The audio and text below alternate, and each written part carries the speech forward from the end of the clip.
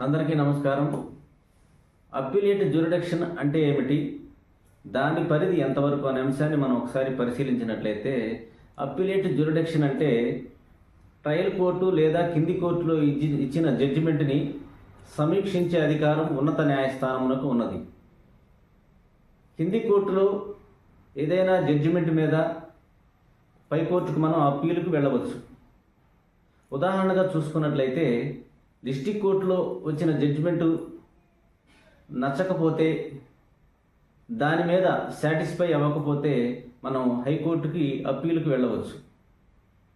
అలాగే హైకోర్టులో కూడా ఆ యొక్క జడ్జిమెంట్ మీద మనం సాటిస్ఫై అవ్వకపోతే సుప్రీంకోర్టుకి కూడా వెళ్ళవచ్చు. ఆర్టికల్ 136 ప్రకారంగా ఎస్ఎల్పిని కూడా సుప్రీంకోర్టులో ఫైల్ చేయవచ్చు. ఎస్ఎల్పి అంటే స్పెషల్ లీవ్ పిటిషన్ అని అర్థం. అంటే ట్రయల్ కోర్టులో ఇచ్చిన తీర్పుని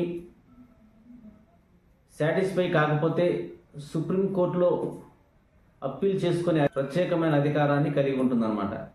ఇలాంటి లీగల్ విషయాల కోసం నన్ను ఫాలో అవ్వండి, ఎందుకంటే చట్టం సామాన్యునికి తెలియాలి. జై హింద్.